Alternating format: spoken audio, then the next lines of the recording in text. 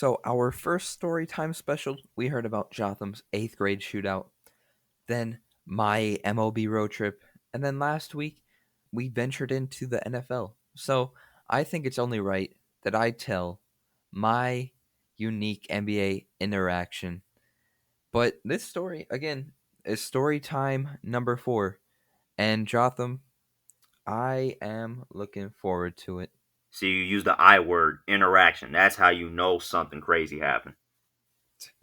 And Oh boy. again, it is very unique. It's similar to my MLB story where I talked to Jay Bruce. So if that hints at anything, Okay, let me see what this is about because this sounds like it's going to be a marathon. yeah. Okay, so obviously I'm a big Pistons fan, and we both live in Illinois near Chicago. Uh-huh. So for Christmas 2018, I believe. I got tickets to go to the Pistons and Bulls game in March. I think it's March 8th, 2019. So I got these tickets in December of 2018, so a little bit before the game. And my mom got me 2 tickets so I could take a friend. Um, so these tickets they were nice. They they were pretty nice. They were a few rows behind the actual basket. So, Oh, I was 2 years shy. dude, I know I you were, but the craziest part about these seats were that we were, I would say 10, 9 rows from the actual court. So we were sitting behind the basket. We weren't sitting courtside. If we sat courtside, I probably would have gone crazy because that would be awesome. Wow. But I got these tickets. I took a friend. My friend's name was David, and so we went to the Bulls game. And normally, when I like to go to a Bulls game, I have the printed out ticket and I have a pen because you never know. We were sitting close, so Hmm. the tunnel was to the left of us, and I was like, maybe we'll get a signature from someone. And so we got to uh the United Center. We got to our section. We went down a few rows, and then right when we got there, we saw Andre Drummond. I think Reggie Jackson just putting up shots so close to us. And when I tell you, Andre Drummond is a large human being in real life, he is a large human being. I was very shocked because when you see these almost 7 footers on the screen, you're like, okay, they don't look too big, but in real life, they are giants. And I was I was really surprised. I probably shouldn't have been, but it was cool seeing them up Oh close. my gosh. So we watched them warm up, and then I think we were near someone who was talking to a security guard, and they were asking if Blake Griffin had come out and practiced yet, and the security guard replied like, "Yeah, he was out here 2 hours before the game, so probably no signature from Blake Griffin, who is probably my second favorite player behind Andre Drummond. So I think it would have been cool to get that Blake Griffin autograph, obviously, because he's been one of the best players in the NBA for almost 10 years. So unfortunately, probably wouldn't have been able to get that signature because he was already out 2 hours earlier. But the Andre Drummond signature was still in play. Wow. This is where it gets interesting. So Andre Drummond and Reggie Jackson, they both got done with um their warm ups on court. So Hmm. my friend David and I, we went over to the tunnel, and Reggie Jackson comes literally right next to us. He goes right next to us, and obviously he went right next to us because the fan had a Reggie Jackson jersey. And unfortunately, I think that's the only way he signs because right after he saw that Reggie Jackson jersey, he decided I'm not signing anymore and then left. So we did not get the Reggie Jackson signature, but Andre Drummond came running down. I don't think he signed on our side. He went to the opposite side, so we did not get the Andre Drummond signature. We almost got a high five though, so that was Wow. cool, I guess. But we we we also noticed that someone was coming out of the tunnel. Guess who this player was? Hmm. It wasn't Drummond, was it? It was not Drummond. Drummond had left, But this one's gonna blow your mind. This one is probably you would have never thought about this player. Zaza Pachulia came down the tunnel, and Zaza started signing right next to us, bro. And one thing, the reason that he actually he didn't I'm sorry, he did not sign because he needed a pen. And remember Oh, earlier in the story, oh my, I said that I brought a pen for this reason bro, exactly. are you kidding me? Dude, I was looking at David. I was like, Zaza's right next to us. Actually, Zaza was not next to us. He was standing in front of us. And when I tell you, I had never been like more shook in my life. Zaza Pachulia, who has had beef with Russell Westbrook, and even stepped over him. So I was like, Zaza is known for being kind of a scary guy. He stared me right in my eyes and said, "I'm gonna take this pen," and he stole my pen. What? Dude, Zaza Pachulia stole my pen. Oh my gosh! Oh my gosh! That is a plot twist because I thought you were gonna be like, "Hey Zaza, I got a pen." No, Oh whoa! he said, I'm gonna take this, and I was like, what do I say? No, I mean it's Zaza. He might beat me up. So I obviously was like, okay, here, sure, take it. And then he eventually ended up signing David and I's ticket. So we got a signature by Zaza Pachulia, but also the best part was that he stole my pen. Oh my gosh! So that's definitely the unique interaction for sure. Sasa Pachulia. I had never experienced that before, especially because, Sasa, like, he has been known to be pretty aggressive on the court. He's always gotten to beefs and people like trash talking him because he's always very aggressive. So I was like, go ahead, take my pen. I'm not gonna stop you. Wow! That is not, I mean, that probably is the best part of this story, but I will talk about the game as well because it was a great game. Oh yeah! So we were sitting pretty close, and after we got that signature, we sat down and we saw that the Pistons announcers were actually starting up their broadcast, and I was like, they're right there. I wonder if they can see us on TV. So a few days later, I went back and watched the game, and David and I were actually on TV. So for all you YouTube listeners, I will actually put in a video right here that shows us on TV. Pretty cool. Also, I'll put in some pictures as well throughout my story time. But yeah, David and I ended up being on the Pistons broadcast. Pretty cool. Oh, Uh, we were in the background. I was on my phone because I didn't expect to be on, but it's pretty cool. We were there for a few seconds. Yeah, that was pretty cool. But back to the game. The game honestly started off extremely, extremely slow. The Pistons, they did not look great. Honestly, they were down six at the end of the first quarter. It was 24-30. So I was like, okay, the game is still in play. The Pistons can still make a run. And then they did not play well in the rest of the half because at the end of the half, they were down 49-66. yee.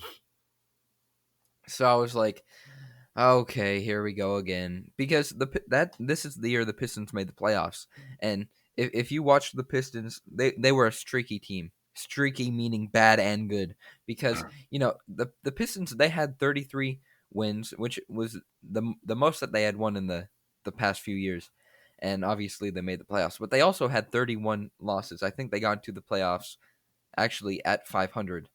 But they were just very streaky. Some games they would be dominating the team that they were facing, and then another game they would be losing all the way till like 5 minutes left in the fourth.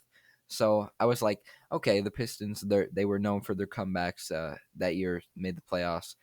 So I was like, I mean, potentially they could pull this game off, but this is where the Pistons actually did what I told them to do because they outscored the Bulls 63-38 in the second half, and that implies that they won. But uh, Blake Griffin, Blake Griffin was the star of the Pistons in 2018-2019 season, and he played fantastic. Honestly, he was the best Pistons player. He dropped 50 against the 76ers earlier in the season, Whew. but he also was injury prone. We saw it in Yeah. the playoffs that he had that meniscus. I think it was a meniscus tear as well.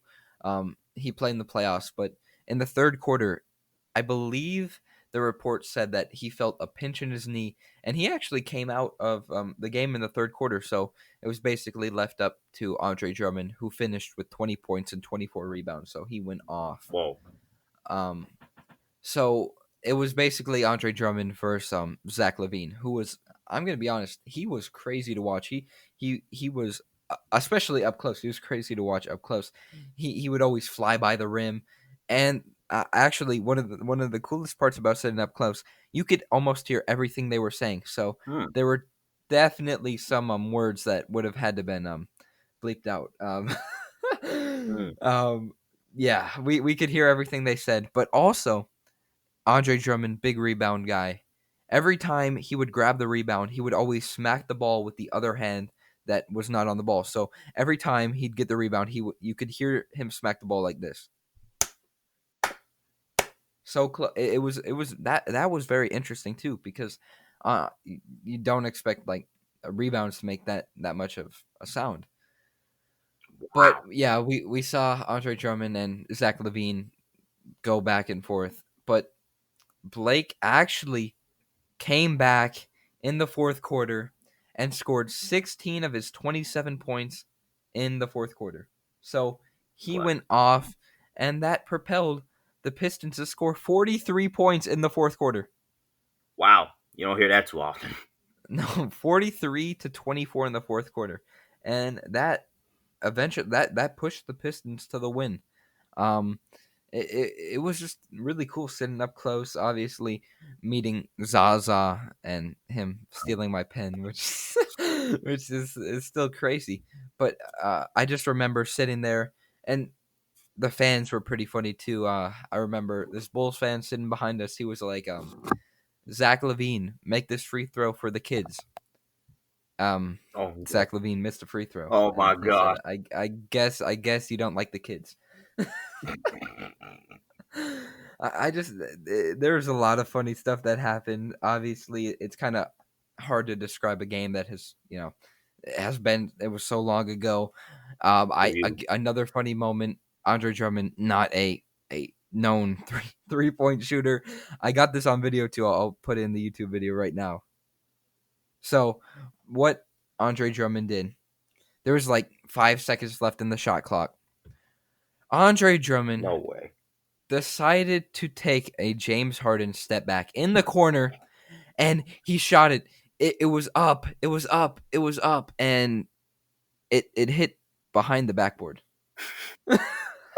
He missed so bad he didn't even hit near the rim.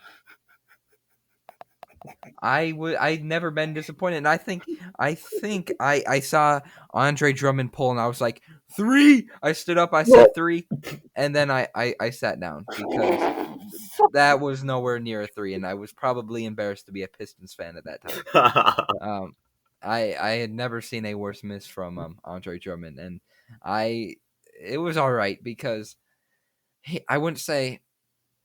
I mean, it was cool because he dropped a 2020 game. I kind of miss Andre in a Pistons uniform, but it's all right. Um, we saw there are so many exciting moments. I remember Blake Griffin towards the end of the game threw down a tomahawk dunk right in front of us. That was crazy. And I was talking to David throughout the game. I was like, "Do you think we're ever going to see a poster? I'd love to see a Blake Griffin poster."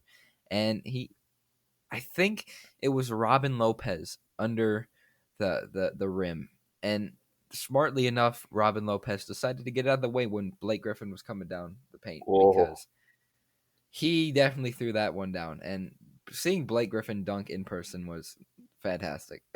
Whoa. Oh yeah. That's a show right there. Yeah, I mean Blake Griffin, one of the best dunkers, and I would you say history? I feel like it's debatable.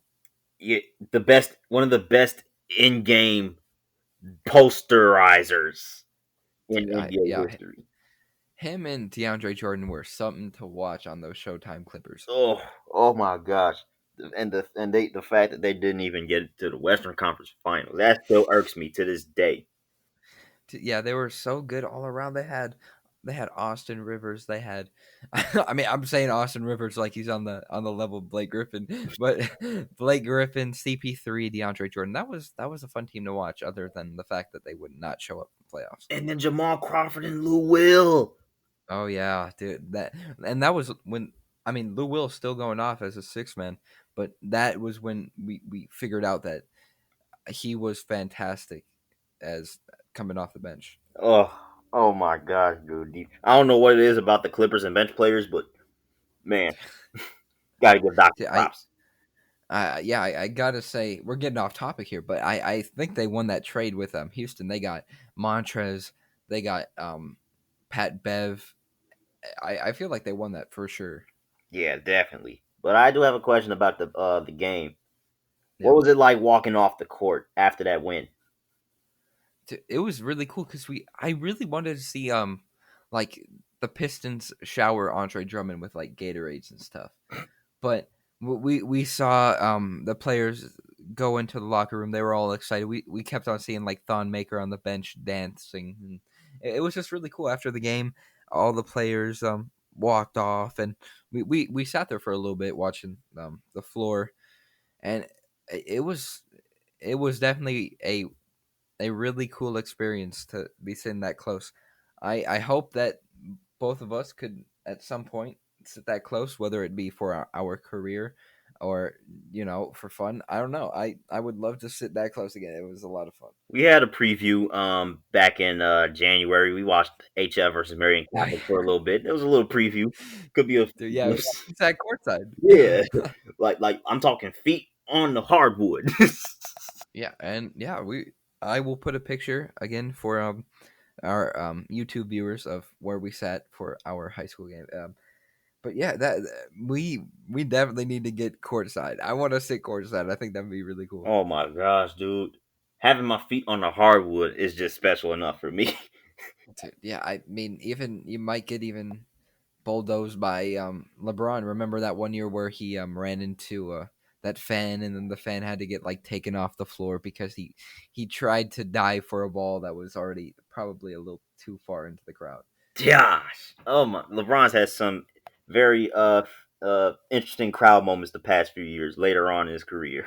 Very interesting. I think the funniest thing that I've seen where a player was about to dive into the stands was Shaq while he was on the Suns. So I there remember was that. a ball. You remember? I remember There that. was a there was a ball going towards the team bench, and they saw Shaq running over for it, and the entire bench ran almost into the tunnel because they were not about to get flattened by Shaq. I remember that so vividly. They literally opened a lane for that man. It was hilarious. Yeah, I would not want to get like basically tackled by an NBA player while sitting courtside. I think it'd be funny though. That would have been so hilarious if he would have landed on some. Oh, if he would have landed on somebody, that person is done for. Oh my But god. yeah, that was pretty short story time. It there wasn't really much to it other than that Zaza Pachulia stole my pen. But yeah, I enjoy the game. I definitely hope to get back in uh the stadium watching game skin, being part of the fan environment because right now it's not looking too good for the future. Yeah, man. I basically got robbed, but yeah, at least you got your experiences in. Yeah, yeah. Hey, hey, you got another story to tell about yours. Yeah, I do have a story to tell next week, but it's not about a fan perspective. It's about the commentator perspective. That definitely should be very interesting to listen to because I'm sure not many of our fans have actually broadcasted the game, so Yeah, I feel like that will be very exciting. not at 16. No, not a 16 either. Yeah. Dude, I'm looking forward to that one for sure. Yeah, definitely. But good story time, man. Good story. Pistons Bulls, good game. Yeah. Thanks. Whatever I title this, I just know that the main premise was that Zaza stole my pen. That will forever be the class. And I mean I did get a signature, still hanging up on my wall. But Zaza stole my pen. Thank you, Zaza. I will never forget that. But yeah, if you guys did enjoy, again, leave a like, comment, subscribe on YouTube. Give us a 5-star rating on Apple Podcasts, Google Podcasts. And yeah, it's been Story Time Special number 4, presented to you by Top of the Standings. Andrew Jotham. Thank you guys for listening, and we're out.